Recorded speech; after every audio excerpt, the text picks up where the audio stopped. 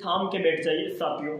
जो टॉपिक किसी को समझ में नहीं आता ज्योमेट्री, वो टॉपिक अब हम पढ़ाने वाले हैं। ठीक है, ज्योमेट्री वाला जो टॉपिक है इसके अंदर जितने भी टॉपिक आएंगे उन सभी टॉपिक आज समझे। एक चीज, आज और कल के वीडियो में मैं 2 दिन तो सूत्र पढ़ाऊंगा आप लोगों को। ठीक है, तीसरे वीडियो में यानी कि जो सूत्र है उस टाइप के क्वेश्चन कराऊंगा।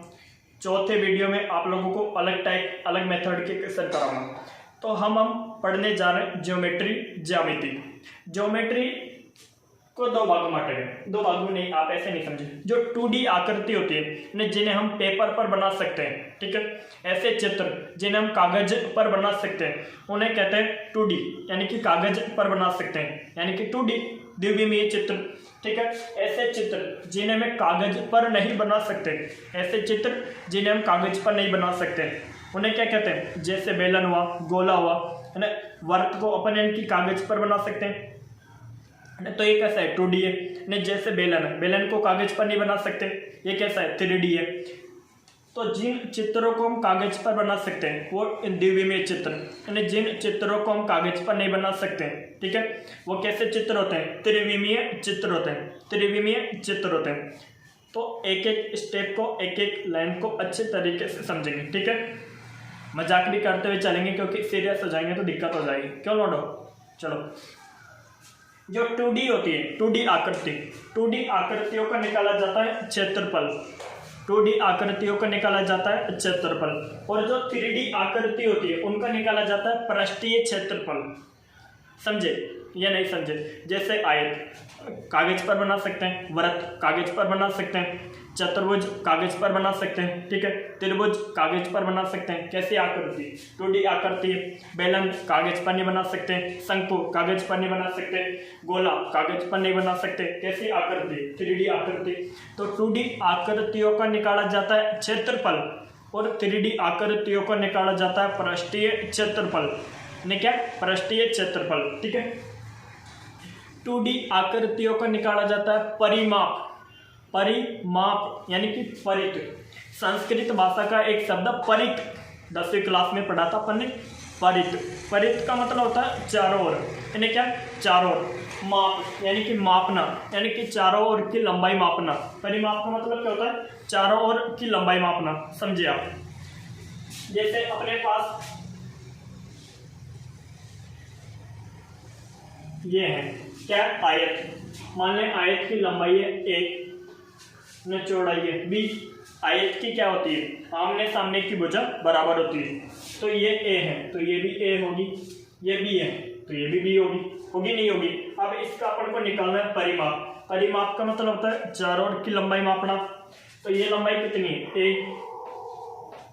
ये लंबाई कितनी है? B। ये लंबाई कितनी है? A। ये लंबाई कितनी है? B। अब गिने A और A, 2A, B और B, 2B। ठीक है, A plus A 2A, B plus B 2B बराबर 2 कॉमन ले लो, A प्लस B। तो यही तो सूत्र पढ़ते थे अपन, 2 कोष्टक लंबाई प्लस चौड़ाई, नहीं क्या? चौड़ाई, 2 कोष्टक लंबाई प्लस चौड़ाई। तो परिमाप का मतलब समझ में ने चारों ओर की लंबाई ज्ञात करना, ने चारों ओर की लंबाई ज्ञात करना। एक होता है आयतन, कि वो कितनी जगह घेर रहा है, यानी कोई भी चीज, जैसे मार्कर, मार्कर को मैंने हथेली पर रखा तो ये मार्कर कितनी जगह घेर रहा है, तो ये उसका क्या है? आयतन। वो कितनी जगह घेर रहा है? आयतन। अपन इनकी खाट में लेटे हुए तो खाट की कितनी जगह को घेर रहे हैं, वो क्या है? आयतन। खाट की कितनी जगह को घेर रहे हैं, वो क्या है? आयतन। ठीक है, जो अपना फर्स्ट टॉपिक होगा, समझे एक चीज आपको किस तरह से पढ़ाना है। पहला हम टॉपिक लेंगे बहुभुज। बहुभुज, ठीक है, बहुभुज। बहुभुज के बाद में अपन जो दूसरा टॉपिक लेंगे, ज्योमेट्री को पढ़ने का सीक्वेंस बता रहा हूं आप लोगों को। बहुभुज के बाद में जो अपना टॉपिक लेंगे वो लेंगे त्रिभुज, जो समबाहु, समचतुर्भुज, समकोणिक, उत्तल, अवतल, ये सभी बहुभुज के अंदर आ जाएंगे। ठीक है, त्रिभुज, समबाहु त्रिभुज, विषमबाहु त्रिभुज, द्विसमबाहु त्रिभुज, ठीक है, ये त्रिभुज के अंदर आ जाएंगे, ठीक है। तीसरा टॉपिक पढ़ेंगे हम वृत्त, ज्योमेट्री का कौन सा टॉपिक, वृत्त। मैंने एक यानी कि कोण याद करना, समकोणक कोण, ऋजु कोण, सरल कोण, अधिक कोण, वृत्त कोण, न्यून कोण, अधिक कोण, ठीक है। तो कोण वाला टॉपिक, एकांतर कोण, संगत कोण, सम्मुख कोण, बहिष्कोण, अंतः कोण, ये क्या होता है, इन सभी चीजों का पता करना, कोणों के बारे में पता लगाना। अब आप लोगों को लग रहा होगा कि ये छोटे मोटे टॉपिक है, इसमें बहुत सारे टॉपिक आएंगे। बहुभुज पढ़ोगे ना आप लोग, तो आज हम पढ़ेंगे बहुभुज। बहुभुज के बारे में प्रत्येक डिटेल से जानेंगे। इसमें से यानी कि एक भी क्वेश्चन बाहर नहीं जाएगा। आप लोगों को कॉन्सेप्ट समझना है, क्वेश्चन पे ध्यान नहीं देना कि क्या है क्वेश्चन, क्या नहीं आ रहा है, कुछ नहीं। आप लोगों को सिर्फ कॉन्सेप्ट पे ध्यान देना है कि ये कहना क्या चाह रहा है, नहीं, क्योंकि यहाँ पे कि इतना सिंपल क्वेश्चन नहीं आएंगे। अपन को कुछ आकृतियाँ खींचनी पड़ेगी, एकांतर कोण बनाने के लिए ऐसे लाइनें खींचनी पड़ेगी, त्रिभुज में मानना पड़ेगा, है ना, बहुत सारे काम करने हैं यहाँ पे, ठीक है। तो आप इन लोगों के कॉन्सेप्ट समझ में आ गया तो 100 में से 90 क्वेश्चन आप लोगों के सही हो जाएंगे, 100 में से किसी के नहीं हुए सही, ठीक है। तो कॉन्सेप्ट आप लोगों को समझना है। तो पहला टॉपिक लेते हैं बहुभुज।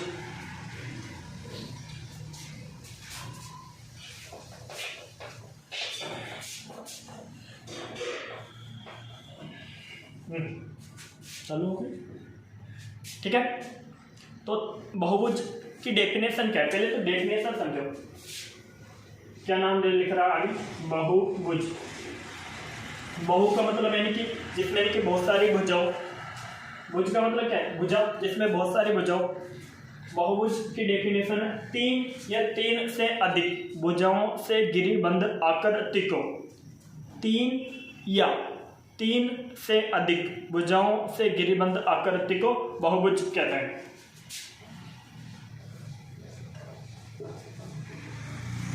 तीन या 3 से अधिक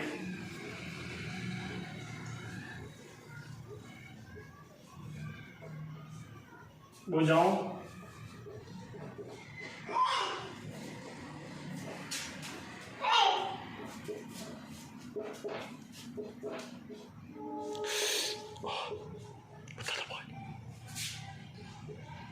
छोटू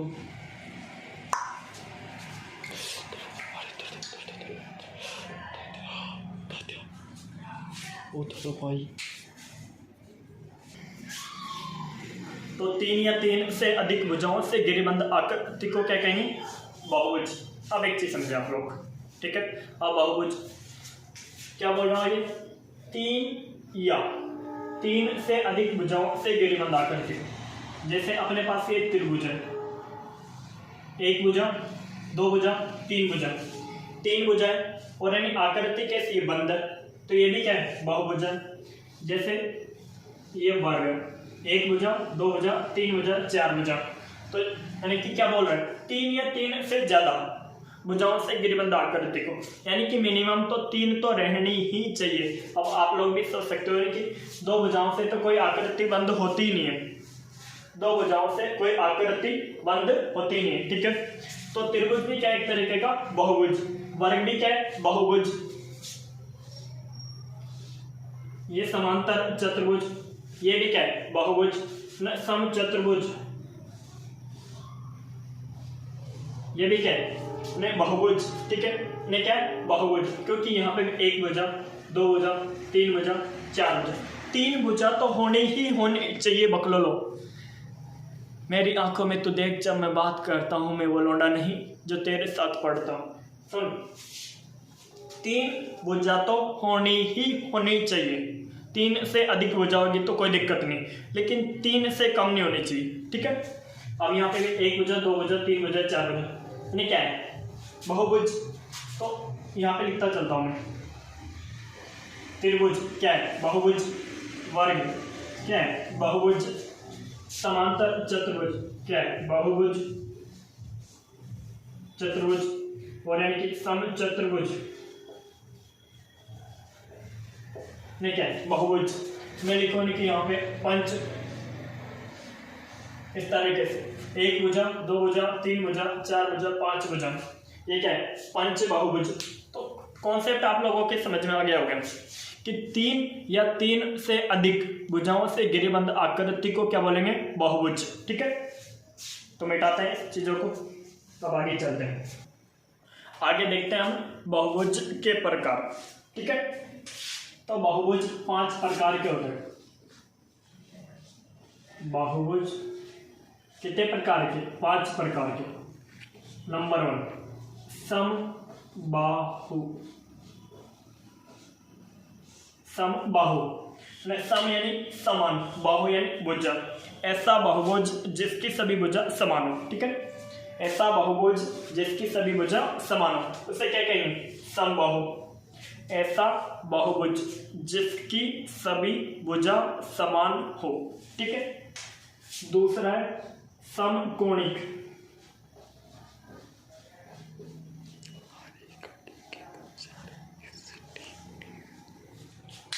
ऐसा बहुभुज जिसमें सभी कोण बराबर हो। ऐसा बहुभुज जिसमें सभी कोण बराबर हो।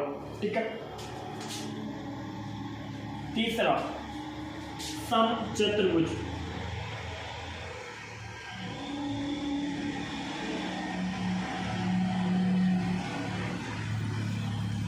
क्या? समचतुर्भुज ऐसा बहुभुज जिसमें सभी कोण बराबर हो, सभी भुजा बराबर हो। यानी कि इसमें तो क्या था? सभी भुजा समान होनी चाहिए, न कोणों का न कोण बराबर नहीं होने चाहिए। न क्या? सभी भुजा समान होनी चाहिए, कोण बराबर नहीं होने चाहिए। ये क्या कहता है? न सभी कोण बराबर होने चाहिए, सभी भुजा बराबर नहीं होनी चाहिए। ये क्या कहता है? सभी कोण भी बराबर होने चाहिए, सभी भुजा भी बराबर होनी चाहिए। जैसे आप एक चीज समझे, जैसे अपन ये पढ़ते हैं,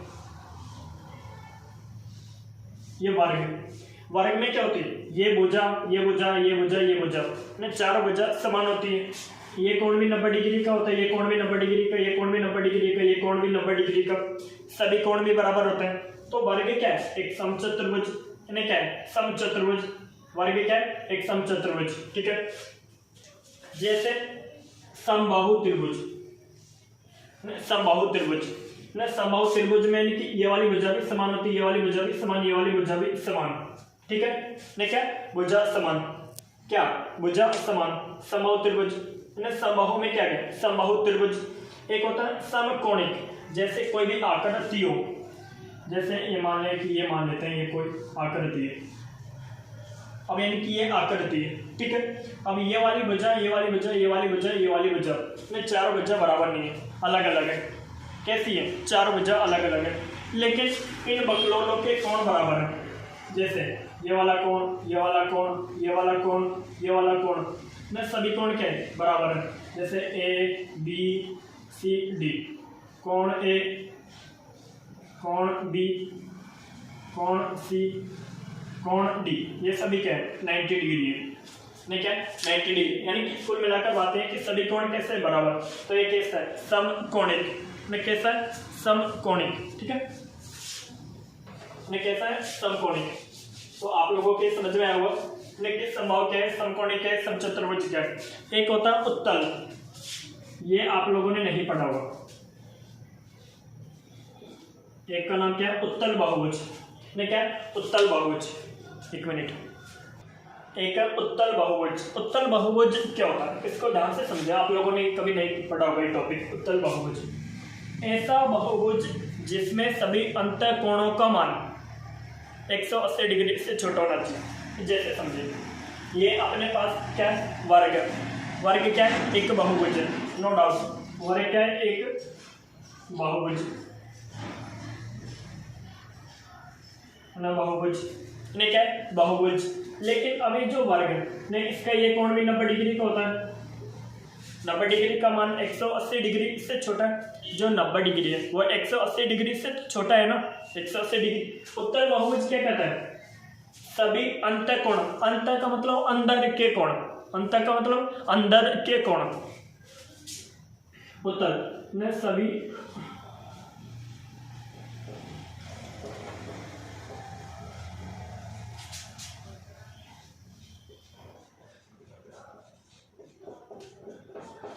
सभी अंतःकोण 180 डिग्री से छोटे।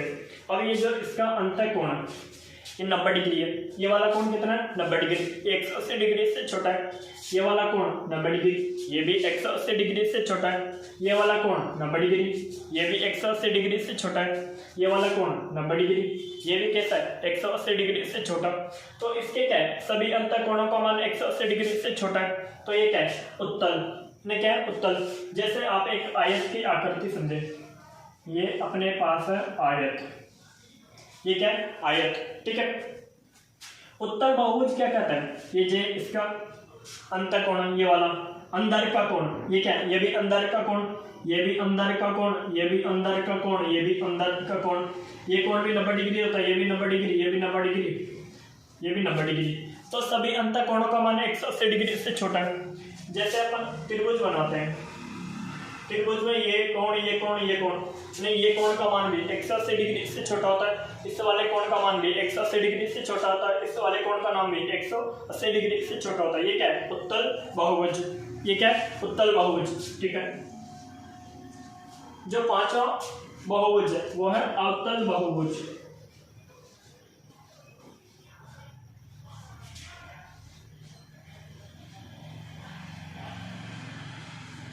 अवतल बहुभुज ऐसा बहुभुज जिसमें एक अंतःकोण 180 डिग्री से बड़ा हो। एक चीज, एक अंतःकोण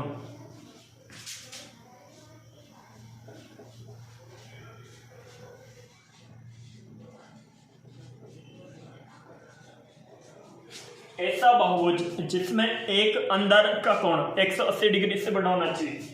आप लोगों को एक आकृति बता रहा हूं, एक चीज समझिए।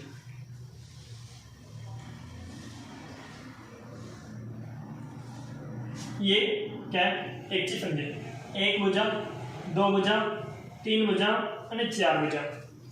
तीन या तीन से अधिक भुजाओं से गिरिबद्ध आकृति को क्या कहते हैं बहुभुज कहते हैं। अब यानी कि आकृति भी बंद, आकृति भी कैसी है बंद, और इनकी तीन से अधिक भी भुजा, इसका मतलब ये क्या है बहुभुज है। क्या है बहुभुज, क्या है बहुभुज। अब अपन जानते हैं कि ये जो एक सरल रेखा है, ये क्या है सरल रेखा, और इस सरल रेखा पर बना कोण 180 डिग्री का होता है। ये क्या है एक सरल रेखा है और इस सरल रेखा पर बना कोण 180 डिग्री का होता है। क्या होता है 180। आंखें बंद हो के जो एक चेहरा नजर आया, हो तुम ही हो ऐ सनम। अबे बकलोलो, चेत में रहो, चेत में।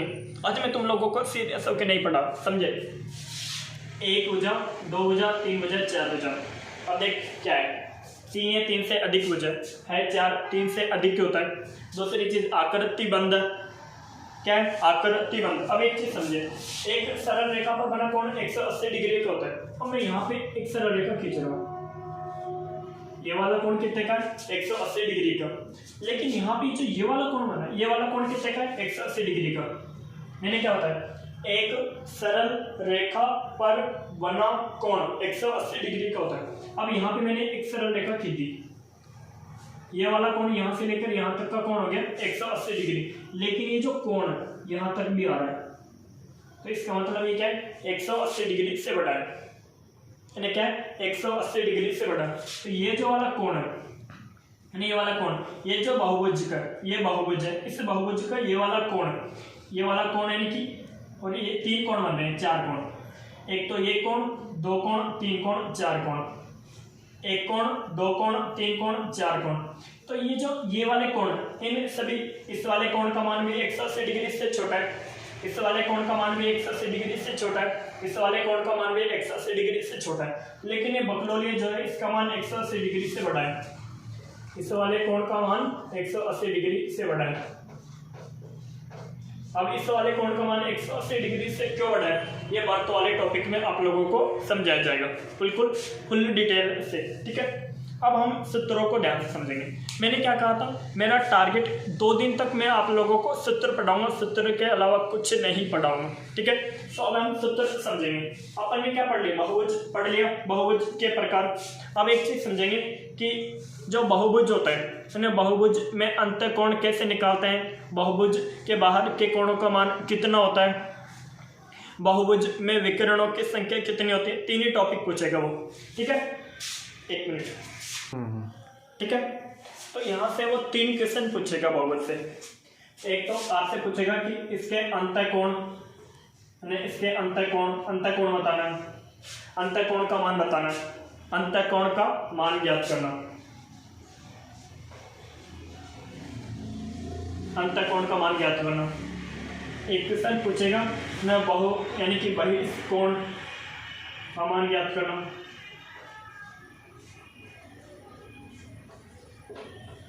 एक क्वेश्चन पूछेगा यानी कि कुल अंतःकोणों का योग,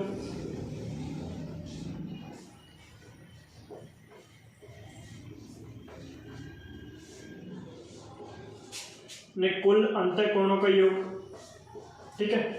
एक क्वेश्चन पूछेगा वो विकर्णों की संख्या, कि इस बहुभुज में विकर्णों की संख्या कितनी है, इस बहुभुज में विकर्णों की संख्या कितनी है, विकर्णों की संख्या, क्या विकर्णों की संख्या। तो ये 4 क्वेश्चन आते हैं यहाँ से। इसके अलावा कोई क्वेश्चन नहीं पूछेगा कि कोई सा भी बहुभुज दे देगा यानी कि इस बहुभुज के इस वाले अंतःकोण का मान ज्ञात करो, ठीक है, और कह देगा कि यानी कि बहिष्कोण का मान ज्ञात करो ना, बहुभुज के बहिष्कोणों का योग कितना होता है, ठीक है ना, बहुभुज के बहिष्कोणों का योग कितना होता है। जैसे अब पहले स्टेप अपन बहिष्कोण को लेते हैं, पहला ये देखते हैं। अब अपन को कोई सा भी बहुभुज दे दे, त्रिभुज, चतुर्भुज, पंचभुज, षष्ठभुज, सप्तभुज, अष्टभुज, षोडश बहुभुज, कुछ भी दे दे, कुछ भी पूछ ले। एक चीज समझे आप लोग, एक कॉन्सेप्ट को दिमाग में घुसा ले अपने माथे में, कि बहुभुज के सभी बहिष्कोणों का योग 180 डिग्री, सॉरी 360 डिग्री होता है।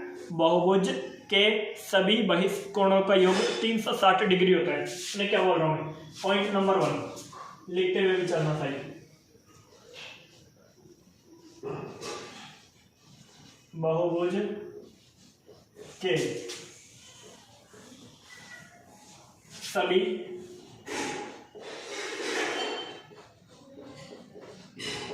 कोणों का योग 360 डिग्री होता है ना। बहुभुज के सभी बहिष्कोणों का योग 360 डिग्री होता है। पूछ ले वो यानी कि बहुभुज बहिष्कोण का मान, कोण का मान न प्रत्येक बहिष्कोण का मान, न प्रत्येक बहिष्कोण का मान। तो इसका सूत्र 360 डिग्री बटा कैपिटल एन। कैपिटल एन क्या है, भुजाओं, कैपिटल एन क्या है, भुजाओं की संख्या।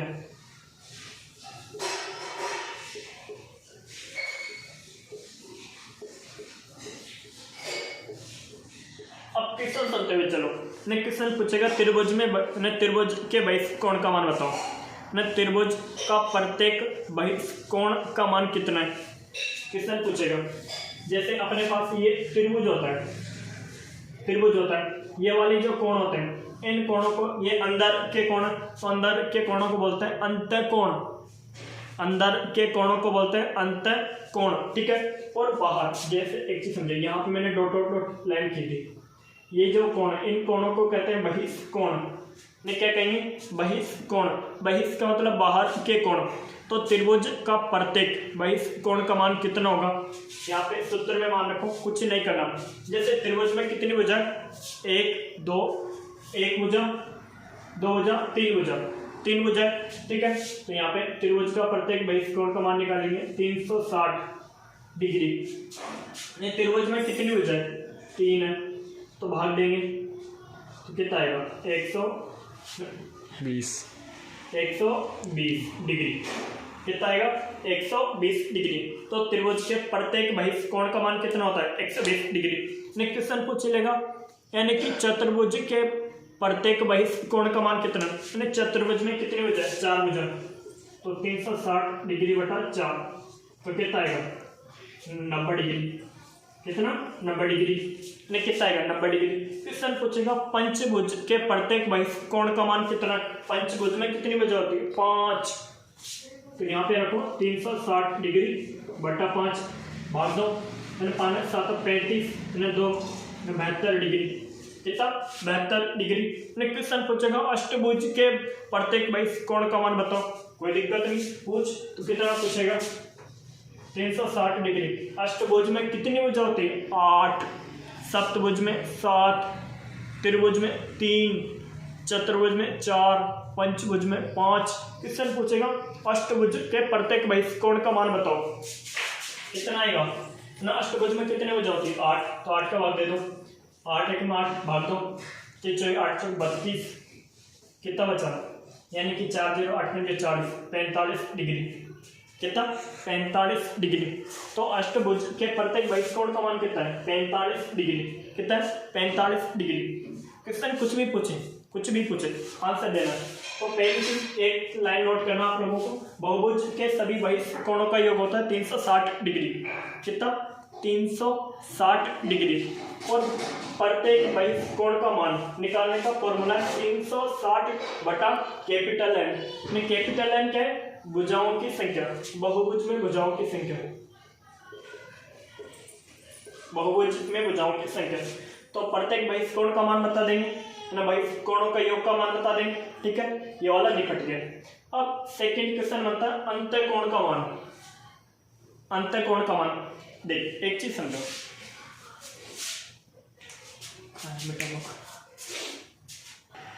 तो एक लाइन और यहाँ पे नोट करो। First point, second point, third point देखो। बहुभुज के अंतःकोणों के योग का सूत्र। बहुभुज के अंत का मतलब मैंने बता दिया अंदर के कोण, अंतःकोणों का योग ये कितना होता है, ध्यान से समझे। कैपिटल एन यानी कि एन भुजाओं की संख्या, कैपिटल एन क्या, एन -2 गुणा 180 डिग्री, गुणा 180 डिग्री, n-2 गुणा 180 डिग्री। अब क्वेश्चन पूछेगा वो कि त्रिभुज के सभी अंतःकोणों का योग का सूत्र बताओ। क्या क्वेश्चन पूछा उसने कि अपने पास त्रिभुज है, त्रिभुज के सभी अंतःकोणों के योग का सूत्र बताओ। बता देंगे त्रिभुज में कितनी भुजा होती है 3 होती है, तो 3 - 2 गुणा 180 डिग्री। कितना 3 में से 2 को घटाएंगे तो 1 बचेगा, 1 गुणा 180 डिग्री। कितना आएगा 180 डिग्री।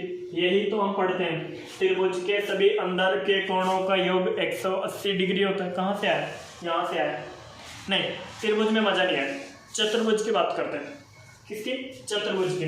तो चतुर्भुज में कितनी भुजा होती है ना, 4 भुजा होती है। ये कैपिटल एन क्या है, भुजाओं की संख्या। कैपिटल एन क्या है, भुजाओं की संख्या में क्या बहुत भुजाओं की संख्या। मैं पूछ रहा हूँ चतुर्भुज के सभी अंतःकोणों के योग का सूत्र बताओ। सूत्र तो ये ना, कैपिटल n-2 गुणा 180 डिग्री। ध्यान से समझो, नहीं चतुर्भुज के सभी अंतःकोणों का योग बताओ। तो चतुर्भुज में कितनी भुजा होती है 4 माइनस, सूत्र में रखो 2 गुणा 180 डिग्री। ठीक है, 4 में से 2 को घटाएंगे तो कितना आएगा 2, 360 गुणा 180 डिग्री बराबर कितना आएगा 360 डिग्री। तो चतुर्भुज के सभी अंतःकोणों के योग का सूत्र कितना है, सॉरी मैं भूल जाता हूँ बार। चतुर्भुज के सभी अंतःकोणों का योग कितना है 360 डिग्री। मजा नहीं आया, मुझे तो षष्ठभुज में मजा आता है, यानी कोई कहे मुझे तो षष्ठभुज में मजा आता है, तो षष्ठभुज में मजा ले। षष्ठभुज में कितनी भुजा होती है 6, तो 6 - 2 गुणा 180 डिग्री आया। 6 में से 2 को घटाऊंगा तो कितना आएगा 4 गुणा 180 डिग्री। ठीक है, 4 गुणा 18, 18 के 18, 18 2 36, 18 3 54, 18 4 72, 720 डिग्री। कितना आएगा 720 डिग्री। अब यानी कि कोई कंफ्यूजन नहीं होगा आप लोगों को। ठीक है, तो कोई सा भी बहुभुज दे दे और क्वेश्चन पूछे ले कि इस बहुभुज के सभी अंतःकोणों का योग कितना होगा, ये तो अपन ने बता दिया। अब क्वेश्चन क्या पूछेगा, कोई सा बहुभुज दे देगा नहीं कि इसके एक अंतःकोण का मान बताओ। कोई सा बहुभुज दे देगा और इस बहुभुज के एक अंतःकोण का मान बताओ। क्वेश्चन दे देगा न त्रिभुज के प्रत्येक अंतःकोण का मान कितना होगा, ये क्वेश्चन दे देगा चतुर्भुज के एक अंतःकोण का मान कितना होगा, तो ये भी ध्यान से समझिए।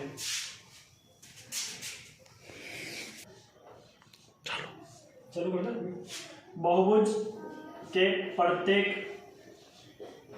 अंतःकोण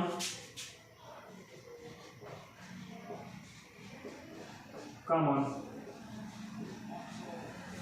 जैसे वो क्वेश्चन देगा, इसका फॉर्मूला होता है कैपिटल N माइनस 2 गुणा 180 डिग्री बटा कैपिटल N। क्या कैपिटल N क्या है, भुजाओं की संख्या बार बार नहीं कहना पड़े आप लोगों से, यहाँ पे लिख लो कहीं से भी, यहाँ पे लिख देता हूँ। कैपिटल N क्या है, भुजाओं की संख्या।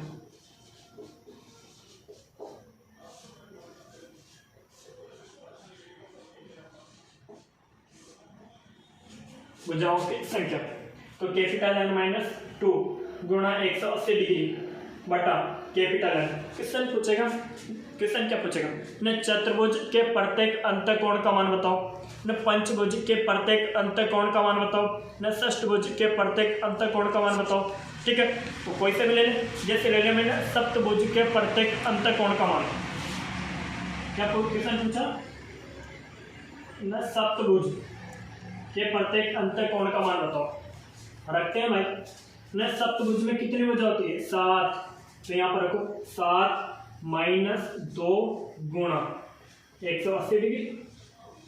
कैपिटल N का मतलब यानी भुजाओं की संख्या कितनी भुजा, 7, तो समझे 7 में से 2 गया तो 5 और 180 डिग्री बटा 7, ठीक है, तो आ गया 90 900 बटा 7 900 में 7 का 900 में 7 का भाग दो, 7 एकम 7, 2 बचा, 1 0 लगाए, 7 2 14, कितना बचा 6, 7 8 56, कितना बचा 4, 7 5 35, ठीक है, न 7 5 0 बचेगा, न 7 7 49, अब आगे तो चलता रहेगा, यानी कि 128 डिग्री और यानी कि 57 मिनट, 128 डिग्री 57 मिनट, ये कितना आ गया आंसर, 128 डिग्री 57 मिनट,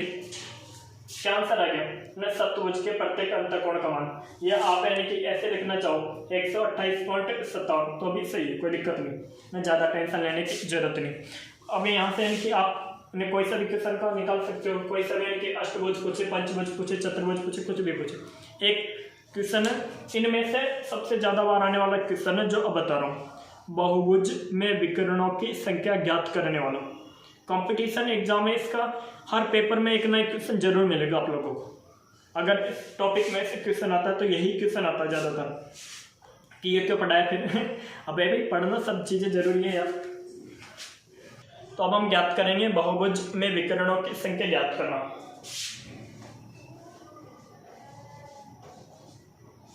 बहुभुज में विकर्णों